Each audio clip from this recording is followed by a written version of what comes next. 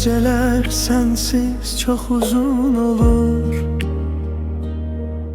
Sessizlik içinde kış kimi donur.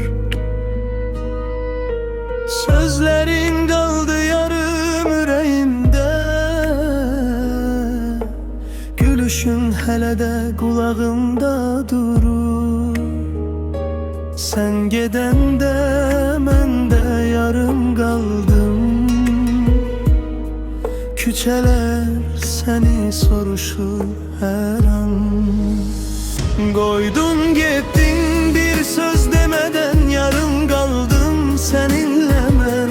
Sevgi vardı indi yoktu, yüreğimde kaldı senden izler. Koydun gittin dönmedin geri, gözlerim yol çekir her yeri.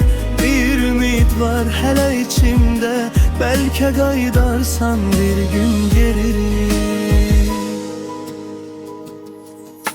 Şekillere bakıp danışıram, sanki hele yanımdasan sanıram. Unut dediler ama nece, adını sile bilmirəm yaddaştan. Sen gedende dünya sustu sanki, bir mən kaldım sensiz bu şehirde. Koydun gittin bir söz demeden, yarım kaldım seninle ben. Sevgi vardı indi yoktu, yüreğimde kaldı senden izler. Koydun gittin dönmedin geri, gözlerim yol çekir her yeri.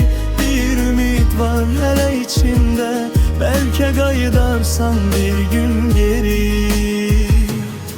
Belki bir gün karşılaşarız, göz göze gelip susarız. Sen necəsən deyərsən, mən isə deyə bilmərəm ki, hələ səni sevirəm. Koydun gittin kırıldı kalbim, sensiz geçmir hiç bir günüm. Geri dönsen gece olmaz belki, ama evvelki mən değilim artık.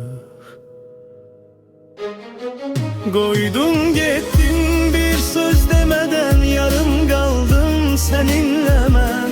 Sevgi vardı indi yoktu, yüreğimde kaldı senden izler. Koydun gittin dönmedin geri, gözlerim yol çekir her yeri.